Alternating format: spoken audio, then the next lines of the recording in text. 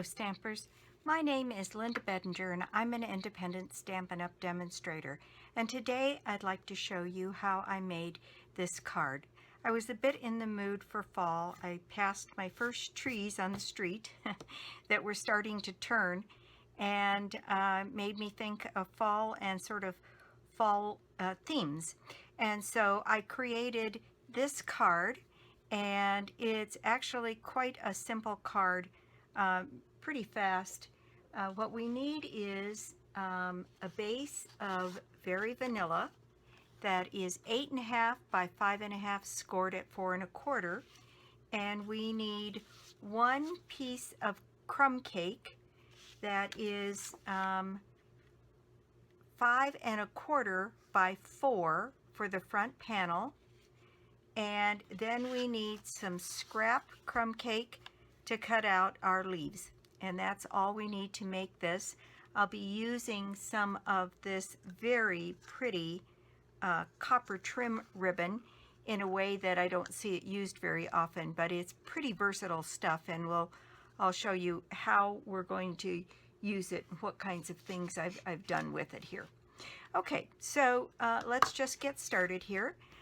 We're going to fold and burnish our card here and our card base and get that done and out of the way. So what we're going to do is use the stitched framed oval out of the stitched frame set, and it's the second largest of the ovals. And what I've done is I've already cut mine out, and I cut it out so that it was just a little bit higher than center. And so I've got my piece that I cut out. Now the first thing I'm going to do to add some detail around this is I'm going to use a chalk marker, and what I did was I put little stitched shapes all around the edge of this oval.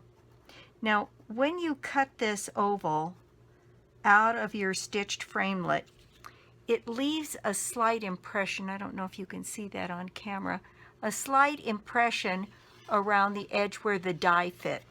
And actually that is the perfect guide for putting these little stitch marks around the edge of the frame. And I know some of them are going to be covered up, but I wanted to not worry about where they started and where they stopped, so I just went ahead and put them all along the edge here. The other thing that I did was I added that same detail on the corners here at the top of the card, and I put 5 little stitch pieces here, 5 or 6 on each of those corners. And it just framed up the card. I think needed a little bit, and it matches the stitching in the piece that we have here. Okay, so the stamp I'm using for the stitched framelit, and I did this one in soft suede, and I decided that looked just a little bit light to me. So this one I'm going to do in early espresso, and I'm going to get my Pear mat because this is a photopolymer and I want to give it some support. So this stamp says, "I couldn't have picked a better friend than you," and I selected that stamp from the beautiful Bouquet stamp set, and here it is. "I couldn't have picked a better friend than you." And I thought that was kind of a nice sentiment, and I have somebody that I'd like to send something like that to. So what we have here is I'm going to, because of all the decoration I put on the bottom here, I'm going to stamp this relatively towards the top and over to the side as much as I can here. There we go. Hold that into place just a little bit and let that, there we go. And see, I think that's much better. It's much more distinctive. Okay, so there I have my stamping done, and literally that is all the stamping I'm doing on this card. So I'm going to put my ink away, and we're going to start playing with this wonderful copper ribbon. Now, this ribbon, a lot of people are just using it like regular ribbon, and this ribbon has a unique capacity in that the ribbon separates, and so I'm going to leave it on the spool and separate it as wide as I can possibly get it by pulling both ends out as far as I can get them to go. And it's interesting because every time you do this, of course, the ribbon shortens. So I'm not exactly sure how much ribbon I've used to do this, but I knew that what I wanted to do was I wanted to cover this opening. So for instance, it's barely going to cover the opening. So obviously I need to keep going in order to have a big enough piece to cover that all the way down to the bottom. So I'm going to keep manipulating this ribbon and speed it up on camera so that you don't have to watch me mess with this, except to understand that you literally just pull the ends of the ribbon out as far as they will go, and you get this wonderful netting pattern out of the copper.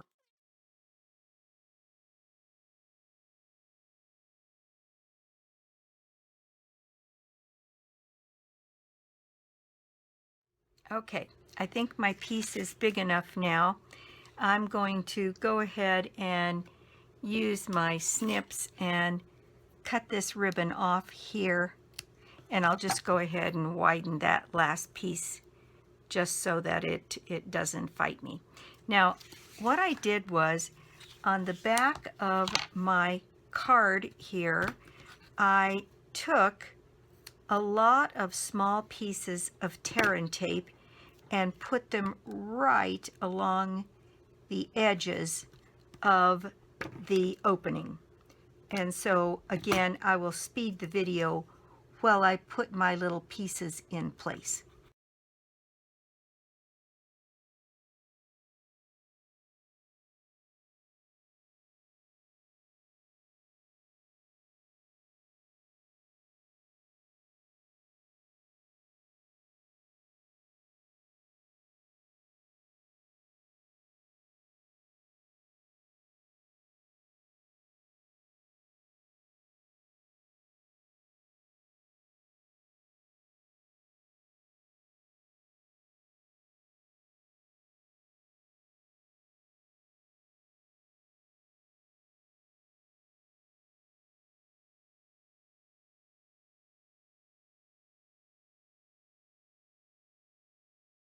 Okay, I've got tear and tape now all around that circle, and what I'm going to do is very carefully place my copper stretched out ribbon on here and adhere it all around that circle.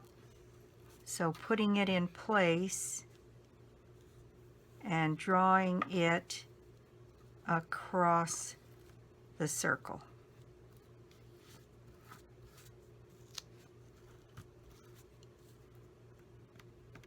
Use my pierce tool to pull any threads that don't look like they are there. So I feel like I've got that down now, and it makes this really pretty pattern on the front side. And what we're going to do is just go ahead and add some Tombow to the back of this. And I'm going to put some extra Tombow right around here on this ribbon and then along the edges. And I'm going to put this panel into place on my very vanilla cardstock here.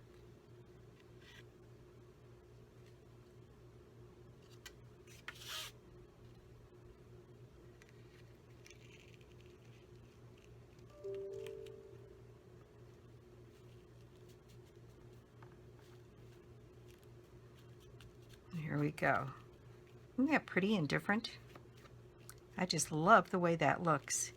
It just adds some different, just a different texture to the card that we wouldn't ordinarily be able to do. And this ribbon gives us some unique opportunities to work a little differently than we might otherwise. I'm not going to put this sentiment up on dimensionals because this treatment here with the bows and everything adds enough to the front that I think it would begin to interfere if I put too much more. So I added a little Tombow around the back of my sentiment here on the part that mostly is going to stick to the card, and put that in place here so I can see some of that pretty ribbon, and put that there. Now then, what we're going to need to do is, let's see, I'm going to need my Pierce mat, and I'm going to need my scoring tool for this next part. So what I have done is from the Seasonal Layers Thinlits, I have taken these two leaf patterns and cut out a whole bunch of leaves in this in the Crumb Cake so that it kind of matched. Then I have two daubers, and the ink that I'm using for this is pumpkin pie. Let's see, I think I can put that away for the moment. So, and the ribbon can go away for the moment.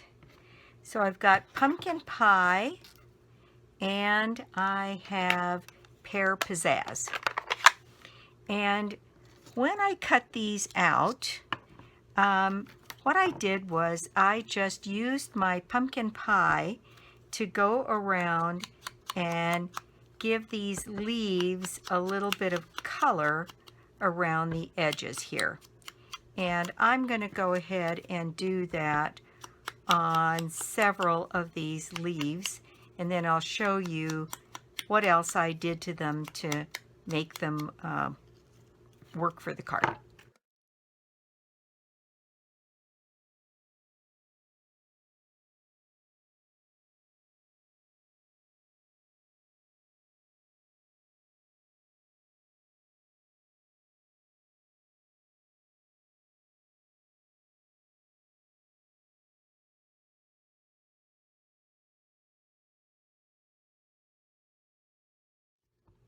As you can see, what I'm doing is adding a little bit of the Pear Pizzaz to the center of the leaves here, and then I'll show you using my Pierce tool how I added a little bit more texture to the leaves.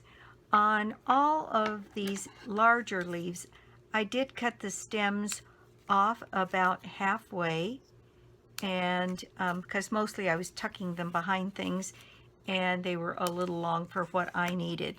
The other thing I did was I used the small end of my Pierce tool, and I went over the various leaves and I added some score lines. I'm going to bring that up to the camera so you can see that, and just to give them a little bit more life. So I'll go ahead and finish doing that with these leaves, and I'll speed the video.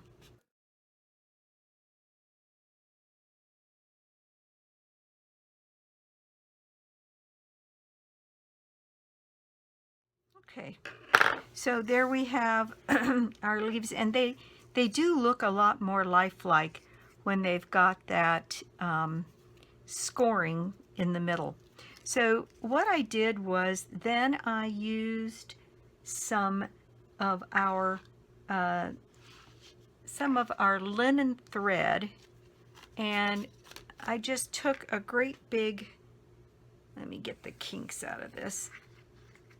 I just took a great big bunch of it, and I wrapped it around my forefingers here, so a little tighter around my forefingers. All right, and then I pinched it in the middle and twisted it, and then I pulled on a couple of the ends so that it wasn't too perfect, and then I used glue dots. What I did was, I don't see my Pierce tool. What did I do with it? Here it is. I took a glue dot and just put it in the middle of the thread on the top, and then I did the same thing on the other side just to kind of hold it together. So again, a glue dot right across the threads here to kind of hold them together, and it makes sort of a bow. Then I'm going to take another 2 glue dots and put them down right about there.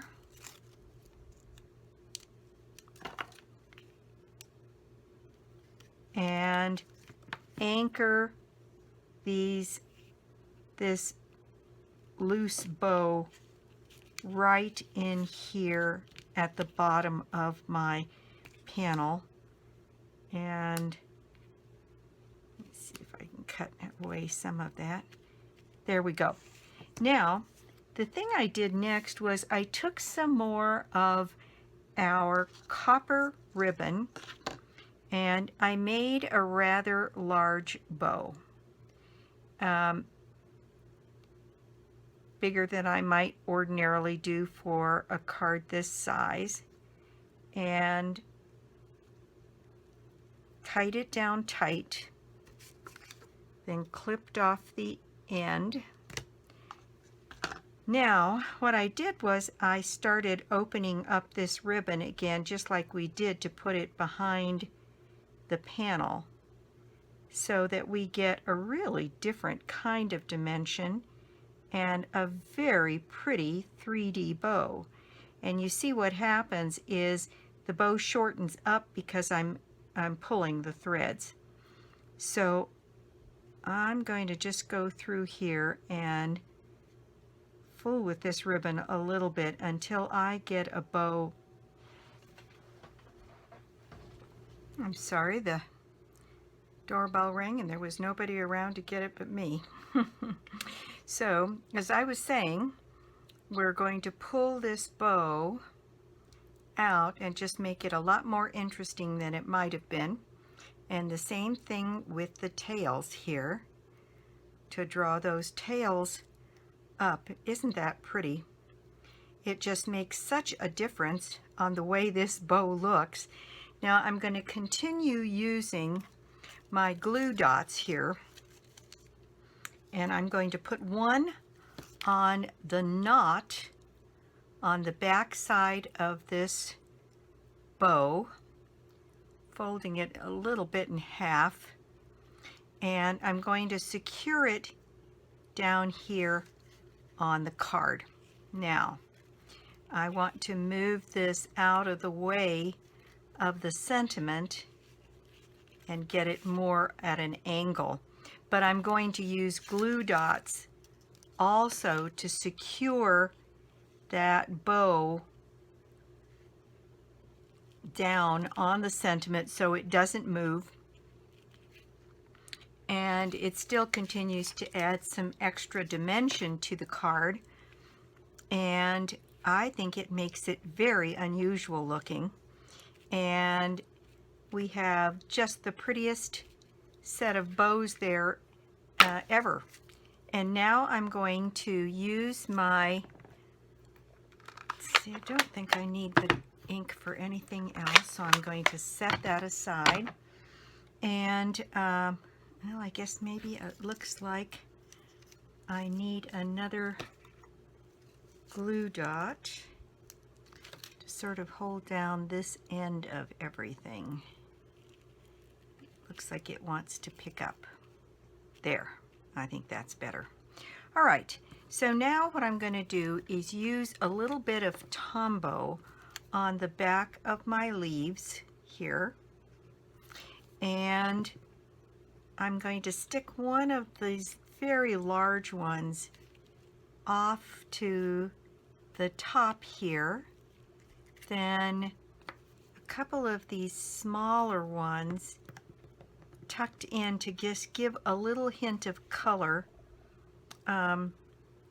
around this bow and linen thread detail. Add one more right down underneath these tails of the bow, and then I thought it needed a little something up in the corner, so I've stuck a large leaf here on the top and then put one of the smaller leaves a little bit sort of off to the side on top of it. And there, we'll give that a second to dry while I clear away a little bit of the stuff in front of me here. And I've gotten a little smudge on the top of this, but you're going to get the idea, and you won't get any smudges on yours. But there we have the card. Now I have 2 leaves left, and my plan was to add them with a little bit of Tombow on the inside of the card, and I'm going to add one of them up here, this larger one right up here, and then the smaller one just like I did on the front of the card, sort of on top of it but a little offset. So like that. And that is the decoration for the inside of the card. And there you go. A kind of fall feeling card with a little stitch detail, and put together maybe a little bit differently, but I kind of like the offset nature of it. And like I said, the colors of fall are starting to invade my mind, so I'm sure we'll be doing more fall looking and Thanksgiving like cards in the near future. But that's my project for the day. Thanks so much for stopping by and watching my YouTube channel today. I do appreciate it. And so the prize draw for the month of August was the Love Today Planner Kit, and that was won by Pam Capers. So congratulations, Pam. We'll have your prize in the mail to you here in the next day or so. The prize draw for the month of September is this bundle out of the new catalog, and it's called Merry Little Labels, and it comes with this stamp set, which has all of these Let It Snow, for, to, from, for, from, no peeking, just for you stamp set, and then it comes with a punch to punch out those labels, and that punch can be very handy for all kinds of things. But that is the prize draw for this month, and the bundle is a $34 value in the catalog. So if you place an order with me during the month of September, you could be the winner of the Merry Little Labels bundle. And if you don't already have a demonstrator, I'd love to be your demonstrator. And anything you see here today could be purchased on my website, www.albedinger.stampinup.net. And I'd encourage you to subscribe to my channel so you don't miss any of the upcoming videos and projects that are coming up. If you subscribe, you get notified whenever I post something new, and that's 2 times a week roughly that I put things up. And the other thing you could do is join my team. The way it works is Stampin' Up! Gives you $125 worth of product for $99, and I throw in another $40 worth of product, so you get $165 worth of product for $99. And I would love to have you join my team. The details are always listed below the video, including my telephone number, I'd be very happy to talk with you about it. So until next time, we'll see you with new projects. Bye.